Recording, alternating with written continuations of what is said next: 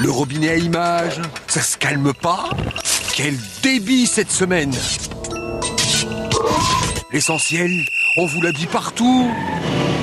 Alors, mon œil, il lui reste plus que les détails insignifiants. Faut voir. Direction, l'Élysée, mardi, la journée de la femme. Mais pas n'importe quelle femme. Elles ont de belles voitures. Elles ont de gros salaires et des carrières. Ah, c'est pas des caissières, ni des infirmières, ni des secrétaires. C'est des PDGères. Rien que des PDGères. Le boss, ici, a voulu les honorer. Elles sont pas belles, ces femmes? Si, monsieur le président. Mais la journée de la femme, c'est comme qui dirait différent en Côte d'Ivoire. À Abobo ou à Abidjan, ces femmes ont eu le courage de défiler ensemble. Oh, presque personne n'en a parlé. Pourtant, elles veulent juste vivre. Vivre dans un pays pourtant riche alors qu'elles sont pauvres. Tout c'est trop. Nous sommes fatigués de parler de la ménagère. C'est grave. Nous sommes fatigués. Nous sommes fatigués. Ça veut tout dire. Elles ne sont PDGères de rien du tout. Elles veulent juste que ça change et pouvoir profiter des richesses du pays un peu. Les milices sont arrivées. Celle de Gbagbo. On ne voit presque rien, mais on entend la terreur.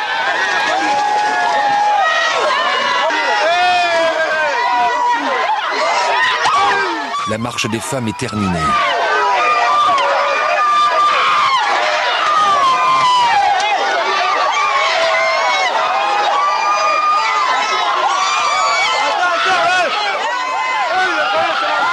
Personne ne parle plus de la Côte d'Ivoire. Des femmes meurent pour rien. De Gbagbo, elle disait qu'il était un voleur. Elle savait de quoi elle parlait. Le pays qui a du café, du pétrole même. Elles n'ont rien, plus rien. À Abidjan, comme au Caire, comme à Tripoli, le peuple ne voit jamais les richesses produites par son sous-sol. Au sommet, on parle de richesse. Et eux, quelle que soit la couleur de leur peau, en sont toujours privés. La corruption, comme une fatalité.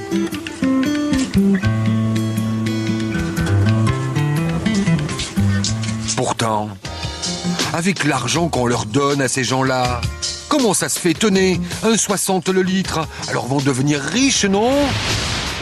Ben, faut voir comment ça marche en dessous, dans les tuyaux. Du producteur au consommateur, il y a comme qui dirait de la perte. Les groupes pétroliers d'abord, faut bien qu'ils vivent. Ils ont des chiffres à produire pour leurs actionnaires. Et avant l'Europe, il y a quelques prélèvements obligatoires. Faut bien payer les tankers, faut bien payer les forages.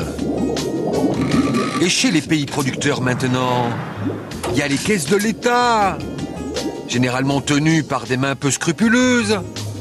Et les enveloppes, et les cadeaux, généralement pour une petite famille très réduite.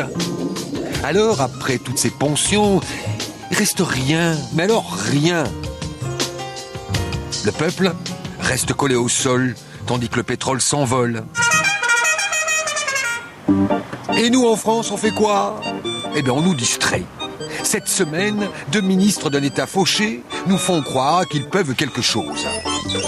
Lagarde et Lefebvre, ils me rappellent 2 petits personnages qui chassaient le gaspille et qui conseillaient, qui avaient des idées. Nous allons faire, si vous voulez, on vous montre, on fait un contrôle.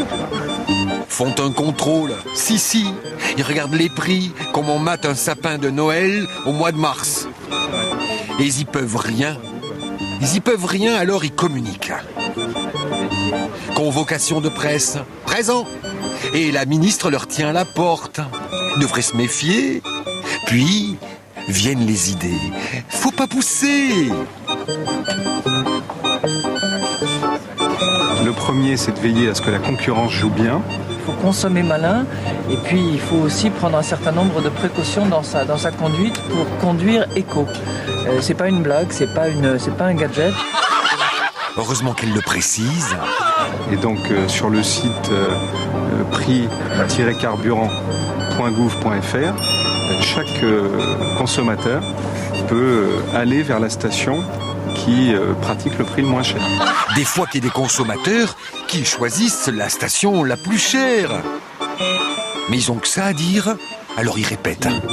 -carburant.gouv.fr, prix-carburant.gouv.fr, prix-carburant.fr.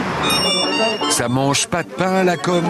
Ça fera 1 minute dans les journaux, puis ils repartent, après nous avoir dit que la seule solution, c'est d'économiser. Au fait, ils repartent dans leur carrosse à 12 litres au 100. Et qui c'est qui paye leur essence? Vous avez deviné? Ou pas? L'amour a-t-il une date de péremption? La question interpelle, provoque même, arrivé à un certain âge, s'interroger sur les